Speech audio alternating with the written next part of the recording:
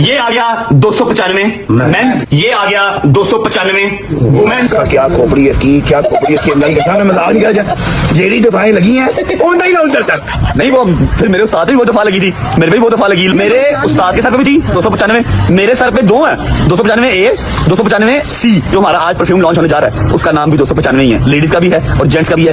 उनके पास नहीं है ना पाकिस्तान ना मदीना या ना मक्का। क्या देख रहे हो सिद्धू मूसेवाला? ये कौन है, ये कौन है?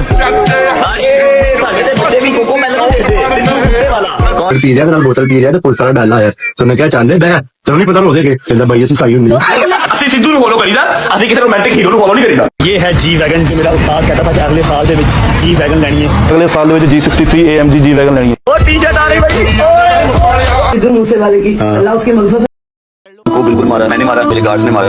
जेल जो जाना बंदों के लिए अच्छी बात है, कोई मसले वाली बात नहीं है। जिंदगी का पहला पर्चा मेरे ऊपर हुआ था जब मैं 9th क्लास में। पार्क से व्यू मुझे चाहिए अल्लाह नबी के सदके में भी। अस्सलाम वालेकुम व्यूअर्स, इस व्लॉग में बात करेंगे पाकिस्तानी यूट्यूबर रजब भट्ट की एक और न्यू कंट्रोवर्सी के बारे में और जानेंगे कि आखिर असल हकाइक हैं क्या, 295A और 295C क्या है और रजब भट्ट के उस्ताद सिद्धू मूसेवाला कौन था, सिद्धू मूसेवाले पे 295A क्यों चार्ज हुई थी, क्या रजब भट्ट ने ब्लास्फेमी की यानी तौहीन रिसालत का मुर्तकिब हुआ या नहीं। ये सब जानने के लिए ये वीडियो अंत तक जरूर देखिएगा। वीडियो लाइक शेयर और चैनल सब्सक्राइब करना मत भूलिएगा। तो व्यूअर्स, वीडियो के शुरू में कुछ वीडियोस आपने मुलाहिजा फरमाई जिनमें पाकिस्तान के talentless and brainless but still extremely famous family vlogger YouTuber Rajab Bhatt अपने कम पढ़ा लिखा और जाहिल होने का सबूत दे रहे हैं, क्योंकि जाहिल इंसान को किसी दुश्मन की जरूरत नहीं होती, उसकी जहालत ही उसका सबसे बड़ा दुश्मन होती है, जिसका सबसे बड़ा नुकसान ये होता है कि उसको पता ही नहीं चलता कि कब किस जगह किस मुआशरे में क्या बात करनी है। और अगर आप पब्लिक फिगर बन चुके हैं और अगर 60 लाख से ज्यादा आवाम आपको फॉलो और वॉच कर रही है तो आपने उनके लिए कैसा कंटेंट बनाना है, कैसी हरकतें करनी है, कैसे खुद को पोर्ट्रेट करना है, कौन सी वीडियो रिकॉर्ड करनी है और कौन सी अपलोड। अगर ये सब की तमीज नहीं तो फिर आप वाकई जाहिल हैं। Anyways, coming back to the topic, आप सबने वीडियोस में देखा कभी रजब भट्ट फेक नमाज पढ़ते अपनी ऑडियंस को एंटरटेन करने की कोशिश कर रहे हैं और कभी उनका दोस्त क्रिश्चियन कम्युनिटी का जोक सुनाकर एंटरटेन करने की कोशिश में है और कभी उनकी वालिदा मुहतरमा एक नॉन मुस्लिम की अल्लाह पाक से मगफरत की दुआ करते नजर आ रही हैं। लेकिन अब जिस आग में अपनी लाइल्मी बेवकूफी की इंतहा पे जाके रजब भट्ट जिस मसले को खड़ा कर बैठा है उसकी कहानी ये है कि कुछ दिन पहले रजब भट्ट ने एक परफ्यूम लॉन्च किया जिसका नाम उन्होंने 295 रखा, जो पाकिस्तान के कानून के मुताबिक तौहीन मजहब और नमूसे रिसालत पे मबनी कानून की दिफा है। मसला सिर्फ अपनी प्रोडक्ट का नाम 295 रखने का नहीं, क्योंकि इसमें कोई इतराज नहीं कि अक्सर घरों के या गाड़ी बाइक के नंबर भी 295 इवन 295C भी हो सकते हैं, बट इंटेंशनली जानबूझ के अगर आप ये जानते हुए भी कि ये एक ऐसा नंबर है जो आपके मुल्क पाकिस्तान में सबसे बड़ी कम्युनिटी यानी मुस्लिम कम्युनिटी के जज्बात से इंटरलिंक्ड है, आप उसी नंबर से अपनी प्रोडक्ट लॉन्च करते हैं, as a businessman it's a huge disaster. उसे भी आगे नेगेटिव मार्केटिंग की मिसाल बनते हुए रजब भट्ट ने अपने व्लॉग में ये दावा किया कि उन्होंने अपने परफ्यूम का 295 नाम अपने फेवरेट इंडियन सिंगर सिद्धू मूसेवाले के एक मुतनाज़ा सॉन्ग 295 से मुतासिर होकर रखा है और वो एक नॉन मुस्लिम और सिंगर को अपना उस्ताद मानने का दावा करते भी नजर आए। खैर, यहाँ तक ये उनका जाती मैटर था, वो किसी काफिर को उस्ताद माने या किसी मुस्लिम पर्सनालिटी को, बट असल मसला तब खड़ा हुआ जब उन्होंने ये दावा कर दिया कि उनके उस्ताद सिद्धू मूसेवाले पे भी 295A लगी थी और उनके सर पे 295A और 295C दो सेक्शन चार्ज हुई है, जिस पे पूरे मुल्क में उनके खिलाफ तूफान बर्पा हो गया और बिलाखिर हमेशा की तरह उन्हें अपनी माफीनामा रिकॉर्ड करवाना पड़ा और इस बार मुल्क से फरार भी होना पड़ा।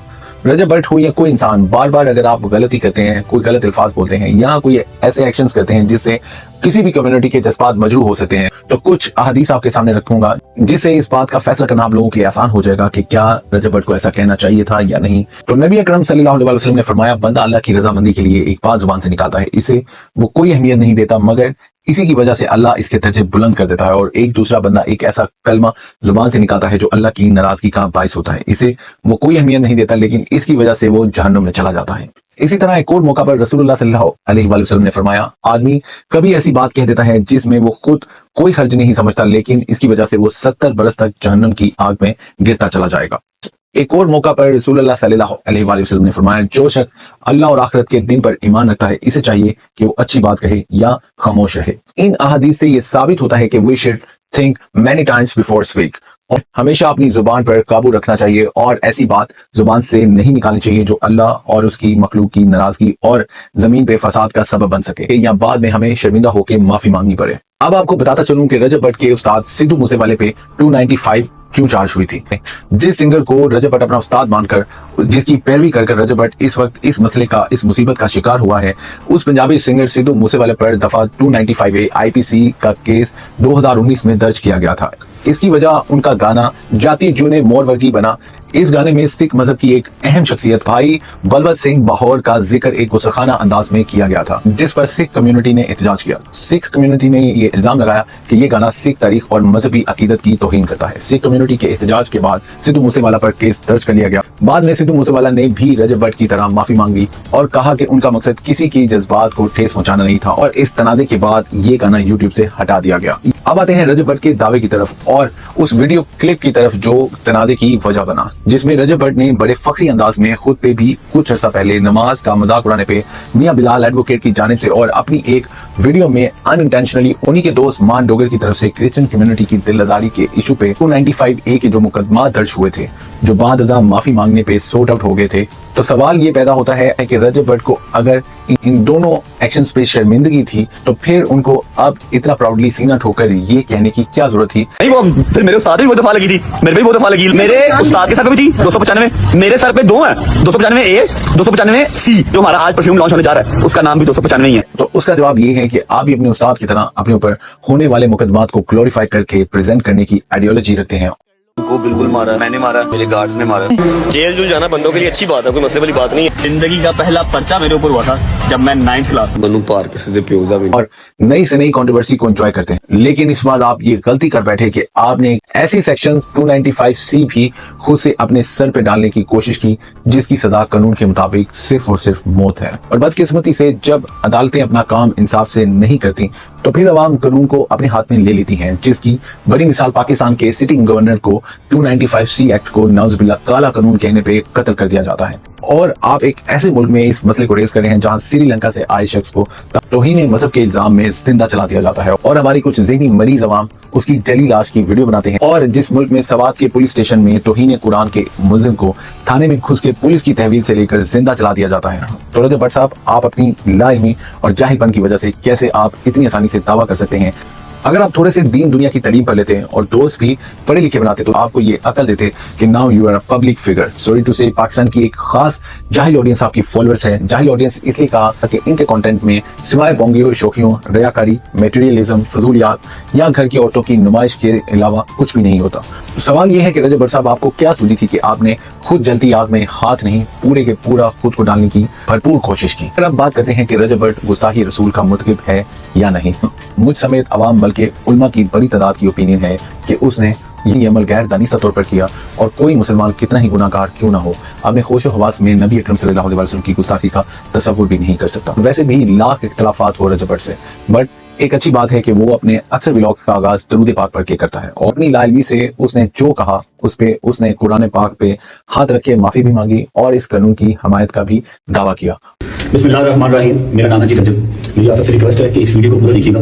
मैं अल्लाह पाक और उसके रसूल सल्लल्लाहु अलैहि वसल्लम पर कामिल ईमान रखता हूँ और आप सल्लल्लाहु अलैहि वसल्लम को आखिरी नबी मानता हूँ। मैं हज़रत मोहम्मद सल्लल्लाहु अलैहि वसल्लम की आल पाक और तमाम सहाबा कराम का दिल से एहतराम करता हूँ। कुछ दिन पहले मैंने अपना परफ्यूम 295 के नाम से लॉन्च किया था। इसमें मेरा हरगिज़ मकसद कानून नमूसे रिसालत 295A 295C को मैं बिल्कुल इनकारी नहीं। मेरा बिल्कुल मकसद ये नहीं था कि मैं 295A या 295C जिस रिसालत की तहत ये लगती है कि मैं उसका इनकारी हूँ, नहीं, ऐसा बिल्कुल हरगिज़ नहीं है। मैं दिलो जान से कानून नमूसे रिसालत को तस्लीम करता हूँ। जो शख्स भी अल्लाह और उसके रसूल सल्लल्लाहु अलैहि वसल्लम की तौहीन करता है वो वाजिबुल कत्ल है। 295 परफ्यूम को लॉन्च करते हुए उसकी मशहूरी करते हुए मेरे मुंह से ला इल्मी के तौर पे जो गलत अल्फाज निकले हैं, मैं अल्लाह और उसके रसूल सल्लल्लाहु अलैहि वसल्लम की बारगाह में खड़ा होकर माफी मांगता हूँ और तौबा करता हूँ। और साथ ही साथ मैं अभी ऐलान करता हूँ कि 295 फिल्म को मैं अभी डिसकंटिन्यू कर रहा हूँ, खत्म कर रहा हूँ। मेरे इन अल्फाज से अगर किसी मुसलमान की दिलजारी हुई है तो मैं आप सबसे भी माफी मांगता हूँ और अल्लाह अपने हबीब के सदके मेरी तौबा को कबूल फरमाए और मुझे माफ कर दे। और दुनिया की सबसे मुकद्दस जगह अल्लाह पाक के घर खाना काबा में जाकर अपना माफीनामा रिकॉर्ड भी करवाया। और बिस्मिल्लाहिर्रहमानिर्रहीम अल्लाहुम्मा सल्ली अला मुहम्मद व आले मुहम्मद ला इलाहा इल्लल्लाह मुहम्मद रसूलुल्लाह। मेरी जान, मेरी माल, मेरा माँ, मेरा बाप, मेरी औलाद, मेरा एक एक खून का कतरा नबी पाक सल्लल्लाहु अलैहि वसल्लम पे कुर्बान। जैसा कि आप सबको पता है, मेरे जो भी मसले मसाइल सोशल मीडिया पे चल रहे हैं, मैं इस पाक जगह पे खड़ा होकर ये हलफ देता हूँ कि मैंने कुछ भी इंटेंशनली नहीं किया। मुझसे जो भी लाइल्मी में हुआ, मैं आप सबसे रिक्वेस्ट करता हूँ हाथ जोड़ के, पहले भी मादरत की है, एक बार फिर मादरत करता हूँ, अपने दिलों को मेरे लिए साफ कर दें। मेरी तमाम उलमा कराम, हुकूमत पंजाब और पाक फौज से गुजारिश है कि इस मामले में नजरसानी की जाए और मुझे इंसाफ दिलवाया जाए। और जिस नंबर की दिफा मुझ पर लगाई जा रही है, मैंने अपने व्लॉग में भी बताया था कि 295 मुझ पर झूठी लगाई गई है, लेकिन झूठा काट दिया गया और 295 के ऊपर फतवा दे दिया गया। खैर, मैं फिर भी इस पाक जगह पे खड़ा होकर अल्लाह और उसके रसूल और तमाम मुसलमानों से एक बार फिर मादरत करता हूं। नबी अकरम सल्लल्लाहु अलैहि वसल्लम से मोहब्बत और एहतराम के रिश्ते का भी दावा किया। तो मेरी उन तमाम लोगों से रिक्वेस्ट है कि उलमा की रहनुमाई लेकर इस बात को मजीद ना उछालें और मजहब की आग को मजीद ना भड़काएं, क्योंकि ऑलरेडी यह आग बड़ी तबाही मचा चुकी है और इस केस का फैसला कानूनी इदारों पर छोड़ दें। हकाइक की रोशनी में बात करें तो ये बात भी सच है कि रजब भट्ट ने फास के चुनाव की गलती जरूर की, जिसकी पिका एक्ट और सोशल मीडिया पे अपने गैर तनीसा अल्फाज से मुसलमानों के जज्बात मजरूह होने और इंतशार फैलाने की बिना पर उसकी कानूनी गिरफ्त जरूर होनी चाहिए। अगर 295C यानी गुस्ताखे रसूल होने का इल्जाम उस पर डालना ये ज्यादती होगी। इसलिए तमाम पाकिस्तानी और मुसलमानों से इस वीडियो के जरिए रिक्वेस्ट है कि जज्बात की लो में बैठकर खुदारा कानून अपने हाथ में ना लिया करें। रियासत के होते रियासत का इत्तलाक जायज नहीं और सुप्रीम कोर्ट होने के बावजूद खुद काजी या चीफ जस्टिस ऑफ पाकिस्तान मत बना करें। कोई ऐसा मैटर हो तो सबसे पहले कानूनी कार्रवाई करें, कानूनी इदारों और रियासत और उलमा कराम के सर पे उसका फैसला छोड़ दें। और इसमें भी कोई शक नहीं कि रियासत और कानूनी इदारों को भी खास तौर पे 295C जैसे सेंसिटिव मैटर पे पूरे इंसाफ के साथ एक्शन लेना चाहिए और फैसला करना चाहिए ताकि आवाम को इंसाफ का यकीन हो और किसी मौत को कानून हाथ में ना लेना पड़े। वीडियो के इख्तिताम पे एक हदीस का रेफरेंस देता चलूं, जिससे वो तमाम लोग जो बिना सोचे समझे तौहीन मजहब के मुल्जिम का फैसला खुद कर लेते हैं और जो लोग किसी स्लिप ऑफ टंग की वजह से भी किसी को तौहीन मजहब का मुजरिम करार देकर खुद सजा दे देते हैं या उस पर तौहीन मजहब का इल्जाम लगा देते हैं, तो वो सोच लिया करें कि तौहीन रिसालत हो या तौहीन मजहब, इसका फैसला करना वक्त के काजी का काम है, क्योंकि स्लिप ऑफ टंग या गैर दानिसा तौर पर अगर कुछ ऐसे अल्फाज जुबान से निकल जाएं तो बिल्कुल उनमें गुंजाइश है। जैसे कि इस हदीस का मफहूम है कि जब कोई बंदा अल्लाह ताला से तौबा करता है तो अल्लाह को उस तौबा करने वाले पर उस आदमी से भी ज्यादा खुशी होती है जो जंगल में अपनी सवारी पर हो, फिर आराम के लिए सो जाए और उस दौरान उसकी सवारी कहीं खो जाए जिस पर उसका खाना और पानी हो, और जब वो बेदार हो तो अपनी सवारी को ना पाए और मायूस होकर एक दरख्त के साए में लेट जाए। जब वो इस मायूसी की हालत में हो, अचानक उसकी सवारी वापस उसके पास आ जाए तो वो खुशी की शिद्दत में और गलती से ये कहे, ए अल्लाह आप मेरे बंदे और मैं आपका रब हूँ। कहना तो उसने ये था कि ए अल्लाह मैं आपका बंदा और आप मेरे अल्लाह हैं, लेकिन वो खुशी में ये कह जाए कि ए अल्लाह आप मेरे बंदे और मैं आपका रब हूँ। तो इस हदीस शरीफ से हमें ये सबक भी मिलता है कि अगर इंसान से गलती से स्लिप ऑफ टंग की वजह से गैर दानिसा तौर पर कुछ ऐसे अल्फाज निकल जाते हैं तो खुदारा फौरी तौर पर काजी बनकर फौरी तौर पर फैसला मत सुना दिया करें, पहले उसका मौक़िफ़ सुना करें, फिर कानूनी इदारों और उलमा से मदद तलब किया करें। अल्लाह ताला मुल्क पाकिस्तान और हम सब पर अपना करम फरमाए। अपना बहुत सा ख्याल रखिएगा। नई वीडियो में नए कंटेंट के साथ दोबारा हाजिर होगा, तब तक के लिए अल्लाह हाफिज।